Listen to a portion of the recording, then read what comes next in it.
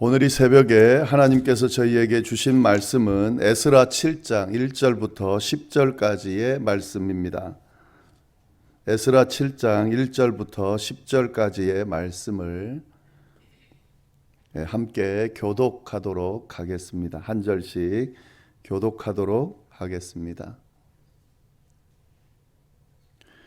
이 일 후에 바사왕 아닥사스다가 왕위에 있을 때에 에스라라 하는 자가 있으니라.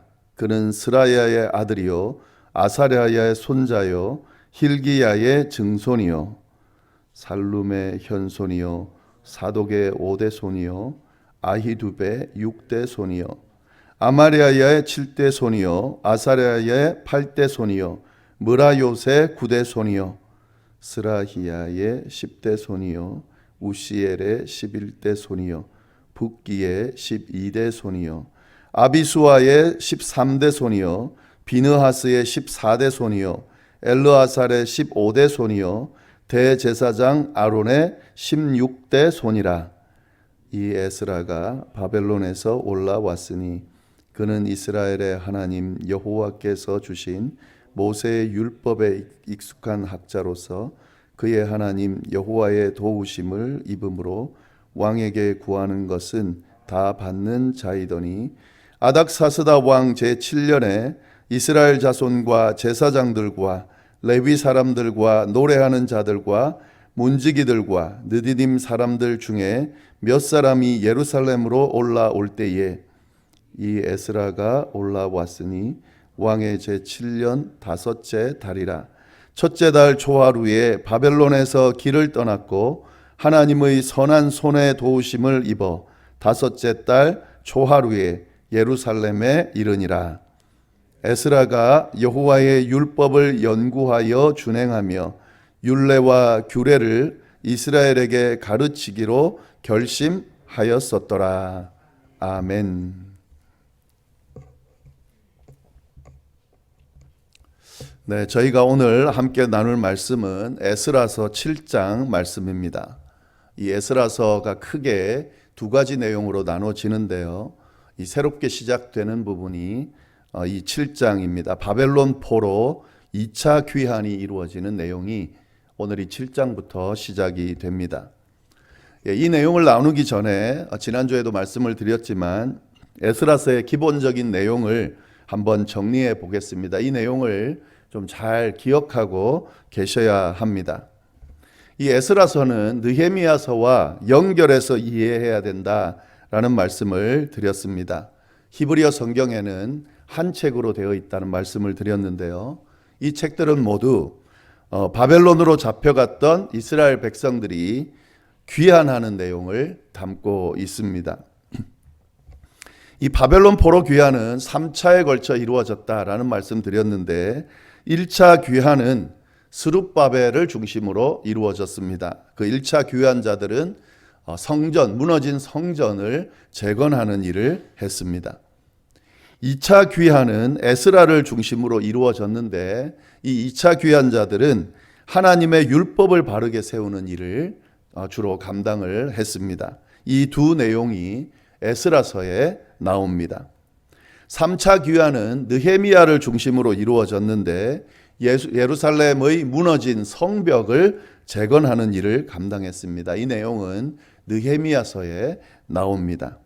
이 내용을 좀 잘 기억하면 좋겠고, 에스라서에는 1차 귀환, 2차 귀환의 내용이 나오는데요. 1장부터 6장까지가 1차 귀환의 내용이고 오늘 본문인 7장부터 10장까지가 2차 귀환에 대한 내용입니다. 1차 귀환에 대한 내용들은 말씀드린 대로 무너진 성전을 재건하는 그 일을 했다는 내용이 나옵니다. 이때 재건된 성전이 두 번째 성전인 스룹바벨 성전입니다. 상식적으로 좀 알아둬야 될 내용을 한번 정리해서 말씀드리면 성전은 3번 건축이 됐습니다. 첫 번째 성전은 솔로몬 성전인데요.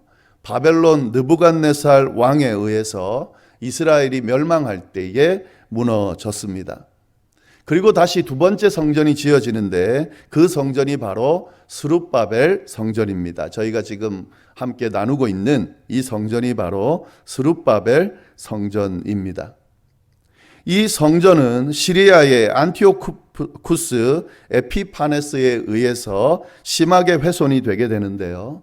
구약과 신약 중간기에 일어난 일입니다. 여러 번 훼손되고 다시 보수되고 하는 과정이 쭉 진행이 됐습니다.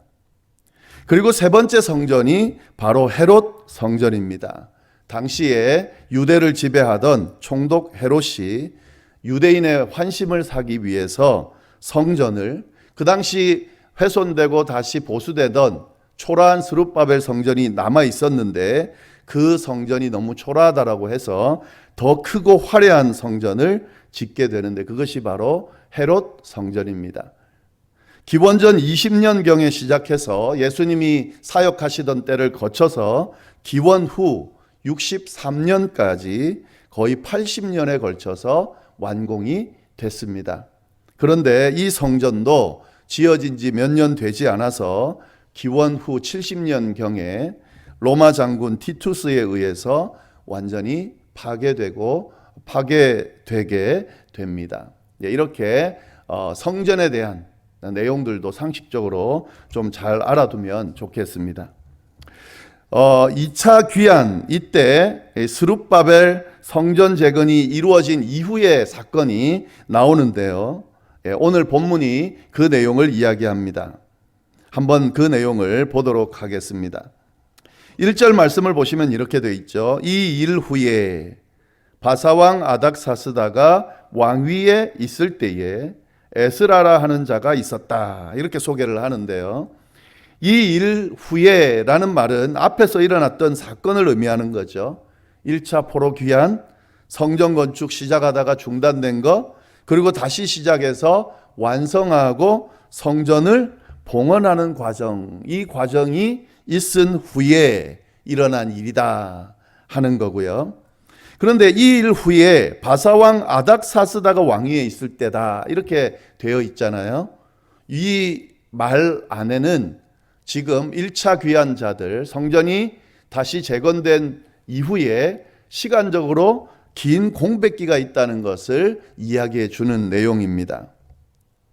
바사왕 아닥사스다가 왕으로 있을 때이기 때문에 1차 포로 귀환이 이루어지고 성전이 재건된 후에 얼마나 시간이 지난 거냐면 약 58년이라고 하는 긴 시간이 지난 후의 일이다 하는 그런 의미가 이 안에 있습니다. 2차 귀환은 바로 이루어진 것이 아니라 1차 귀환이 이루어지고 1차 귀환자들이 성전을 재건한 이후에 약 58년이 지난 후에 이루어진 일이다 하는 거죠. 그 정도가 되면 어떤 상황입니까? 1차 포로 귀환자가 거의 세상을 떠난 이후에 일어난 일이다 하는 그런 의미가 되겠죠. 그때에 2차 귀환이 이루어졌다 하는 거 말씀을 보시면서 좀 이해해 두시면 좋겠습니다. 이렇게 2차 귀환이 이루어지는 그 시점에 등장하는 한 인물이 있는데 그가 누구냐면 에스라라 하는 자다 하는 거죠. 에스라가 이때 등장을 합니다. 재밌는 것은 이 책이 에스라서인데요. 6장까지 에스라가 거의 활동하는 내용이 나오지를 않습니다. 그리고 7장에 이르러서야 2차 귀환이 이루어지는 이 시점에 에스라라고 하는 인물이 등장한다 하는 부분이 좀 독특한 부분인데요. 이 에스라라고 하는 인물에 대해서 다른 인물들과는 달리 아주 길게 소개하고 있습니다. 5절까지 그의 족보를 간단하게 요약해서 이야기하고 있다 하는 거죠. 쭉 나오죠. 누구의 아들이고 누구의 손자고 누구의 증손자고 이렇게 쭉 나오잖아요. 근데 여기서 이 족보를 잘 보면 에스라가 누군지가 잘 알 수 있는데 여기서 중요한 핵심 부분이 뭐냐면 대제사장 아론의 16대 손이다. 5절 마지막에 나오죠. 아론의 후손이라는 거예요. 대제사장 아론의 후손이다 하는 내용이 나옵니다. 에스라가 누구냐? 아론의 후손이다. 대제사장 아론의 후손이다 하는 거죠. 그가 어떤 역할을 할지 이 부분을 통해서 우리가 충분히 추측해 볼 수 있습니다. 근데 여기서 한 가지 더 봐야 될 부분은요. 3절에 나오는 말씀인데요. 3절 말씀 보시면 아사랴의 팔대손이다. 이 부분을 좀 잘 보셔야 돼요. 이 아사랴가 누구냐면 솔로몬 성전에서 제사장직을 수행했던 사람입니다. 다시 말씀드리면 스룹바벨 성전은 두 번째 성전이고 첫 번째 성전이었던 솔로몬 성전에서 제사장을 수행했던 사람의 자손이 바로 에스라다 하는 거죠. 어떤 부분을 우리가 추측할 수 있겠습니까? 이 에스라가 대제사장의 역할, 아론이 했던 역할을 이어갈 것이라고 하는 것과 성전을 섬겼던 선조에 이어서 이 에스라도 두 번째 성전인 스룹바벨 성전에서 제사장 역할을 감당할 것이라고 하는 부분을 우리가 추측해서 볼 수 있습니다. 이게 이제 에스라의 역할인데요. 그런데 이 에스라의 중요한 역할은 여기서 끝나지 않고 6절 말씀을 보시면은 그가 어떤 역할을 할지 더 자세하게 언급이 되고 있습니다. 6절 말씀을 우리 한번 보시고 함께 한번 6절 말씀을 좀 읽어보면 좋겠습니다. 함께 읽겠습니다. 시작.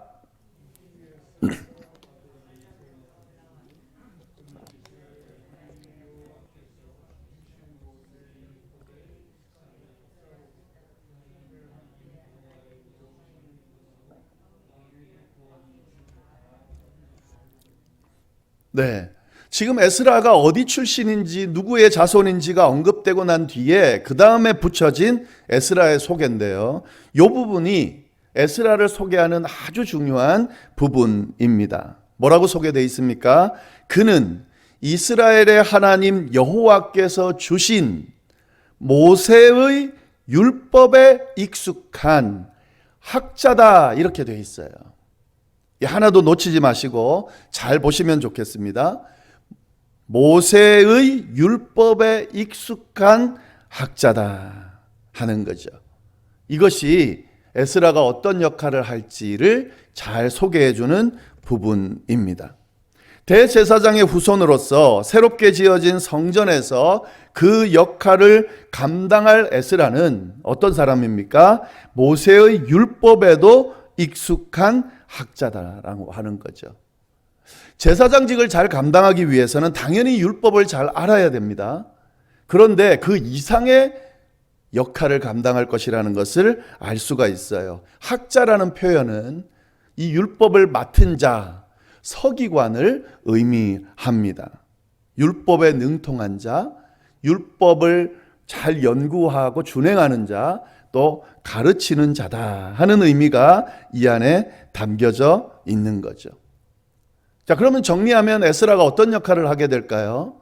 제사장의 역할, 성전을 섬기는 제사장의 역할뿐만 아니라 하나님의 율법을 연구하고 그 율법대로 살아갈 뿐만 아니라 그 율법을 가르치는 역할을 하게 될 거다 하는 사실을 우리가 알 수 있다 하는 거죠.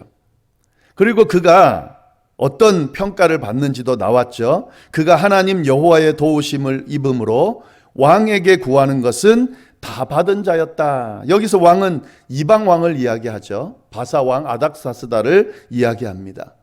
이 에스라는 대제사장 출신이면서 율법에 능통한 학자인데 이방 왕에게까지 신뢰를 받았던, 어느 정도 신뢰를 받았습니까? 원하는 것은 다 할 수 있도록 허락을 받은 자였는데 그가 결정적으로는 어떤 역할을, 어떤 은혜를 받았습니까? 하나님의 도우심을 입었다 하는 거죠. 이 모습이 바로 에스라의 모습이다 하는 거죠. 이 에스라가 어떻게 됐다는 겁니까? 예루살렘으로 귀환했다. 이렇게 소개를 하고 있는 거죠. 자, 이 사람이, 이 에스라가 이렇게 소개됐는데 이제 어떤 일을 하게 될까요? 그것이 10절에 잘 소개되어 있습니다. 10절 말씀을 보시면은요. 에스라가 여호와의 율법을 연구하여 준행하며 율례와 규례를 이스라엘에게 가르치기로 결심했다. 에스라가 세운 목표예요. 2차 기환을 하면서 세운 목표가 뭐냐면 율법을 연구한다. 율법을 준행한다. 그리고 그 율법을 이스라엘에게 가르친다 하는 거죠. 1차 귀환은 무너진 성전을 재건하는 데 집중했다면 2차 귀환은 세워진 성전에서 하나님의 말씀이 제대로 선포되고 연구되고 이해되고 준행되고 가르쳐질 수 있도록 이끌어졌다 하는 사실을 잘 보여주고 있습니다. 무너진 이스라엘이 다시금 세워지는 과정에서 무엇이 중요시되고 무엇이 우선시되면서 세워졌는지가 잘 드러나는 말씀이고요. 그리고 특히 하나님의 공동체가 세워지는 이 과정에서 쓰임받는 지도자의 모습이 또 그 역할이 어떤 것인지가 잘 소개되고 있다 하는 거죠. 이 말씀은 결국 오늘날에 하나님의 나라를 세워가고 교회를 세워가고 하나님의 백성들이 삶을 세워가는 과정에서 무엇을 가장 우선적으로 세우고 무엇을 가장 우선적으로 회복해야 되는지를 잘 드러내는 말씀이다 하는 사실, 그 말씀을 오늘 말씀이 잘 이야기해 주고 있다 하는 거죠. 무너진 성전 재건하는 것 아주 중요하죠. 하나님께서 머무실 처소, 하나님과 만나는 자리를 바로 세우는 것이 아주 중요합니다. 우리의 삶을 하나님의 백성답게 세우기 위해서 우리의 가정을, 우리의 교회를, 이 사회를, 이 나라를 바로 세우기 위해서 아주 중요한 것, 그것이 뭐냐면 하나님이 머무실 처소, 하나님과 만나는 자리를 바로 세워야 한다는 거죠. 그리고 또 뭐가 중요합니까? 온전한 예배가 드려지는 것이 중요하다는 거죠. 하나님과 만나는 만남, 제사가 바로 회복이 돼야 된다 하는 거고요. 그리고 오늘 말씀에 뭐가 더 중요하다고 이야기합니까? 하나님의 말씀이 바르게 선포되고 이해돼야 되고 그 말씀을 바로 준행하면서 가르칠 수 있어야 된다라고 하는 사실을 오늘 말씀을 통해서 우리가 깨달을 수 있다 하는 거죠. 우리의 모습, 우리의 교회, 우리의 가정, 우리의 사회를 한번 잘 돌아보면 좋겠습니다. 나는 하나님의 백성이다, 그리스도인이다 라고 그렇게 고백하면서 이 부분에 대해서 어떻게 생각하고 얼마나 중요하게 생각하고 세워가고 있는지를 잘 돌아볼 필요가 있겠습니다. 하나님께서 머무시는 장소, 하나님과 만나는 그 장소를 바로 세우려고 그 어떤 것보다 중요하게 생각하면서 그렇게 시간을 들이고 애를 쓰고 계십니까? 그러면 그분은 하나님의 자녀, 하나님의 백성이 맞습니다. 그런데 내가 그렇지 못하다면 한번 질문해 보셔야 됩니다. 내가 진짜 하나님의 백성이 맞는가? 하나님의 말씀을 사모하고 그 말씀을 이해하려고 몸부림치고 그 말씀대로 행하려고 내 고집이나 내 생각이나 내 경험이 아니라 하나님의 말씀대로 살려고 몸부림치면서 이 말씀을 가르치려고 애쓰고 계십니까? 전하려고 애쓰고 계십니까? 만약에 그렇다면 하나님의 백성이 맞습니다. 근데 만약에 그렇지 못하다고 하면 하나님의 백성이 맞는지 한번 질문해 보실 필요가 있겠습니다. 사순절을 마감하려는 이 시점, 고난주간이 시작되는 이 시점에 이 말씀에 근거해서 나의 모습을, 우리 가정의 모습을, 교회의 모습을, 이 사회의 모습을 한번 들여다보고 뭘 회복하고 뭘 세우며 뭐에 집중해야 되는지 다시 한번 돌아보는 귀한 시간이 될 수 있기를 간절히 바랍니다. 기도하겠습니다. 하나님 아버지, 귀한 말씀으로 우리에게 다가오시고 또 귀한 말씀으로 우리를 깨우쳐 주시니 감사합니다.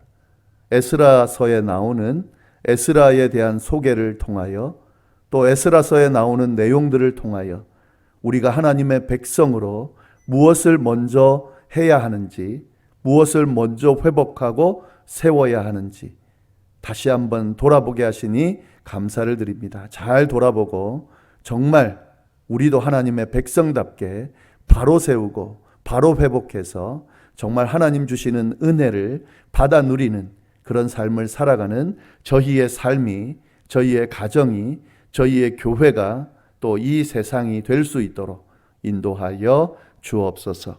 오늘 하루도 하나님의 은혜 가운데 머물게 하시고 또 그리고 오늘 잘 보내고 주일을 잘 준비하며 또 고난주간도 잘 보내는 그런 저희의 삶이 될 수 있도록, 시간들이 될 수 있도록 인도하여 주옵소서.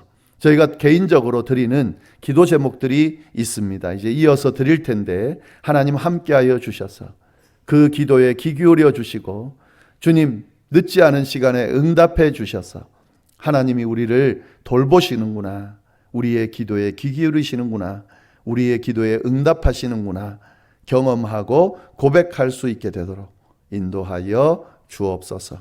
감사드리며 예수님의 이름으로 기도드립니다. 아멘.